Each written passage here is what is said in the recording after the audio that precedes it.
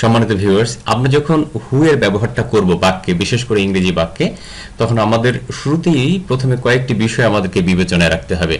যে আমরা হু W S question ওয়ার্ডটিকে singular এবং প্লুরাল উভয় ক্ষেত্রেই ব্যবহার করতে পারি। পাশাপাশি এটি যখন সাবজেক্টের পরিবর্তে বসে তখন ভার্বের কোনো পরিবর্তন ঘটে না, অর্থাৎ ভার্ব সাবজেক্টটি উঠে যায় এবং ভার্বের থেকে শুরু করে বাকি অংশটুকু থেকে যায়।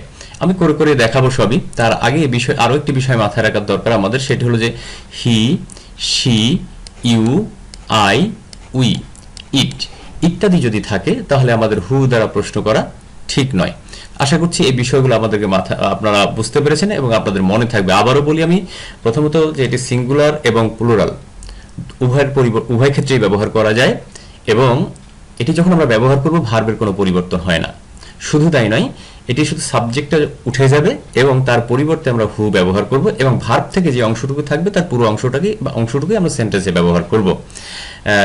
এবং এই যেগুলো আমি এখানে দেখিয়েছি বোর্ডে, আমার এখানে যে স্লাইডে দেখতে পাচ্ছেন লাল কালি দিয়ে লেখা রয়েছে, লাল করা আছে, এই সকল ক্ষেত্রে আমরা কখনোই হু দ্বারা প্রশ্ন করব না। তো আশা করছি এটুকু বুঝতে অসুবিধা হয়নি। তো চলুন আমরা এবারে একটি সেন্টেন্স হু দ্বারা প্রশ্ন কিভাবে করা যায় সেটা আমরা অনুশীলনের মাধ্যমে আমরা এখন শিখব। আপনারা আমার এই স্লাইডে মোট 4টি বাক্য বা সেন্টেন্স দেখতে পাচ্ছেন। এই 4টা বাক্যকে বা সেন্টেন্সকে আমরা এখন ডব্লিউএস কোশ্চেনের সেন্টেন্সে রূপান্তরিত করব, ডব্লিউএস কোশ্চেন সেন্টেন্স অথবা ডব্লিউএস কোশ্চেনে রূপান্তর করব এবং সেটি কিভাবে করব। প্রথমের দিকে আলোচনা যে আমি বলেছিলাম নিঃসন্দেহে আপনাদের মনে আছে যে সাবজেক্ট অংশটি বাদ যাবে। আমি সাবজেক্ট অংশটি এখানে রেড মার্ক করে রেখেছি। এই সেন্টেন্সের রুবেল ইজ প্লেয়িং ওয়েল, এটাকে প্রথমেই যদি আমি হু দ্বারা প্রশ্ন করতে চাই তাহলে আমাকে শুরু করতে হবে হু দ্বারা। হু, তারপর যেটা বলেছিলাম যে আর কোনো পরিবর্তন হবে না, একেবারে ভার্ব থেকে বাকি অংশটুকু বসে যাবে, অর্থাৎ who is playing well. Note of interrogation. Okay, কত সহজ, এটার চাইতে সহজ। অর্থাৎ ডব্লিউএস কোশ্চেন ওয়ার্ড যতগুলো রয়েছে, আপনাদের যে 9 ডব্লিউএস কোশ্চেন ওয়ার্ড রয়েছে তার মধ্যে সবচাইতে সহজ হলো হু দ্বারা প্রশ্ন করা। এবারে পরেরটা যদি দেখি, শরীফ ক্যান লিফট দিস বক্স। তো এখানেও সাবজেক্টই রয়েছে, আপনারা দেখুন শরীফ। তাহলে আমরা কিভাবে প্রশ্নটা শুরু করব? হু দ্বারা শুরু করব। Who can lift this box. Note of integration. তো এই যে দুটো আমি সেন্টেন্স আমি তৈরি করে দেখালাম, রূপান্তর করে দেখালাম, এবং এই রূপান্তর করার পরে বাকি যে দুটি সেন্টেন্স রয়েছে আশা করছি এটি আপনারা খুব সহজেই পেরে যাবেন। এবং পারছেন না তাই আপনারা এখানে ভিডিওটি পজ করে দিন, বাকি দুটো আপনারা নিজেরা অনুশীলন করেন। অনুশীলন করার পরে আমি যেভাবে তৈরি করছি সেভাবে আপনারা দেখুন। তা দেখুন, শেক্সপিয়ার রোট হ্যামলেট। সহজ, who wrote Hamlet. Note of integration. Okay, পরের সেন্টেন্সটা কি হবে তাহলে? The criminals have been arrested. এই যে দ্য ক্রিমিনালস সাবজেক্ট, এটাকে আমি তো করে রেখেছি, যা শুরুতে কিন্তু বলেছিলাম যে সিঙ্গুলার, এই যে রুবেল সিঙ্গুলার, শরীফ সিঙ্গুলার, শেক্সপিয়ার সিঙ্গুলার, কিন্তু দ্য ক্রিমিনালস এ কিন্তু প্লুরাল। উভয় ক্ষেত্রেই আমরা হু ব্যবহার করতে পারি, সেদিক থেকে কোনো সমস্যা নাই এবং আমাদের ভার্বের কোনো পরিবর্তন ঘটে না, শুধুমাত্র সাবজেক্টই উঠে যাবে। অর্থাৎ এভাবে এই 3টা সেন্টেন্সে যেভাবে আমি করেছি, অর্থাৎ রুবেল, শরীফ এবং শেক্সপিয়ার যেভাবে বাদ গেছে, ঠিক অনুরূপভাবে এখানে শেষ সেন্টেন্সটা প্লুরাল হলো, এখানে হু ব্যবহৃত হবে প্রথমেই, তারপরে হ্যাভ বিন অ্যারেস্টেড। ওকে, আশা করছি বুঝতে অসুবিধা হয়নি এবং এটি খুব সহজ মনে হয়। সবচেয়ে যতগুলো ডব্লিউএস কোশ্চেন ওয়ার্ড ব্যবহার করেছি তার মধ্যে উ এর ব্যবহারটাই সবচেয়ে মনে হয় বেশি সহজ মনে হয় আমার কাছে। তো চলুন আমরা আরো একটি অনুশীলন করব আমরা নেক্সট স্লাইডে গিয়ে। সম্মানিত ভিউয়ার্স, এখানে 4টি মোট সেন্টেন্স রয়েছে, তার মধ্যে দুটো সেন্টেন্স একেবারেই আগে যে স্লাইডে করেছি তার মধ্যে রয়েছে, দুটো আপনাদের কাছে সহজ।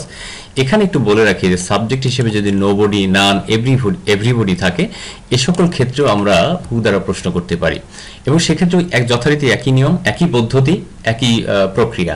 কিরকম? যে আমাদের সাবজেক্টই বাদ যাবে এবং হু ব্যবহৃত হবে, যেমন নোবডি বিলিভস আ লায়ার। তো এই নোবডি বিলিভস আ লায়ার এখানে আমরা কি করবো তাহলে? Who believes. Lives a lion, note of integration. আর তেমন কিছু, শুধু পরিবর্তনটা হলো যে সাবজেক্টটা বাদ হয়ে যাবে, তার পরিবর্তে বসবে হু, এবং ভার্ব থেকে পুরো অংশটাই বসবে, এবং অতিরিক্ত হিসাবে তো যেটা আমাদের নোট অফ ইন্টিগ্রেশন, এটা তো দিতেই হবে যেহেতু এটি ইন্টারোগেটিভ সেন্টেন্স। তারপরেরটা এভরিবডি, এটা এখন আপনার জন্য কঠিন না মনে হচ্ছে আমার কাছে। Who appeared in right time. Okay, এই সেন্টেন্সটা লক্ষ্য করুন, এবং এই সেন্টেন্সটি লক্ষ্য করুন, দুটোই লক্ষ্য করুন। আপনার এই দুটো আগে স্লাইডে যেভাবে আমরা করেছিলাম বা একটু আগে যেভাবে দেখিয়েছিলাম ঠিক তার মতোই, শুধু এটি বুঝতে আপনাদের সমস্যা হওয়ার কথা না। The boy must attend the class, এখানে এই যে সাবজেক্টটি বাদ হয়ে যাবে, হু, সাবজেক্টের পরিবর্তে ব্যবহার করবো আমরা হু, তারপর বাকি সেন্টেন্সে যে অংশটুকু থাকবে সেগুলো আমরা ব্যবহার করব, তারপর নোট অফ ইন্টিগ্রেশন, আর কোনো পরিবর্তন নেই। পরেরটা তাহলে এটা তো আপনারা অবশ্যই পারেন, আমি আবারও এটাও করে দিচ্ছি। তারপর ভার্ব বসবে। ওকে, তো আশা করছি আপনাদের এইভাবে এর মাধ্যমে উপকার হবে, কিছুটা হলেও আপনারা এটির ব্যবহার করতে পারবেন। আমি আবারও বলে রাখি, ছোট্ট কয়টি হু দ্বারা প্রশ্ন করার সময় যে বিষয়গুলো আপনাদেরকে মাথায় রাখতে হবে সেটি হলো, প্রথম কথা হলো যে এটি সিঙ্গুলার এবং প্লুরাল উভয় ক্ষেত্রেই ব্যবহৃত হয়। সহজ ব্যবহার হলো যে এটি সাবজেক্টটা উঠে যাবে এবং সাবজেক্টের পরিবর্তে হু ব্যবহৃত হবে, এবং ভার্ব থেকে বাকি অংশ বসবে। ভার্বের কোনো পরিবর্তন হবে না, অর্থাৎ ভার্ব বা সাবজেক্ট আগে বা পরে অথবা কোনো রিপ্লেস ঘটবে না, শুধুমাত্র হু বসার পরেই ভার্ব থেকে বাকি অংশটুকু বসবে। শেষের সেন্টেন্সের শেষে গিয়ে যে পরিবর্তনটি ঘটবে সেটি হলো যে নোট অফ ইন্টিগ্রেশন বসবে। এই যে নোবডি, আরেকটি নতুন ইনফরমেশন হলো যে নোবডি, এভরিবডি এরকম যদি থাকে, নান এরকম যদি থাকে, সকল ক্ষেত্রে আমরা হু দ্বারা প্রশ্ন করতে পারি। তো এই ছিল হু এর ব্যবহার সম্পর্কে আপনাদের সাথে বিস্তারিত আলোচনা। যদি আপনাদের ভিডিওটি ভালো লাগে তাহলে লাইক দিবেন, শেয়ার করবেন এবং চ্যানেলটি সাবস্ক্রাইব করবেন। সবাই ভালো থাকবেন এই কামনায় শেষ করছি।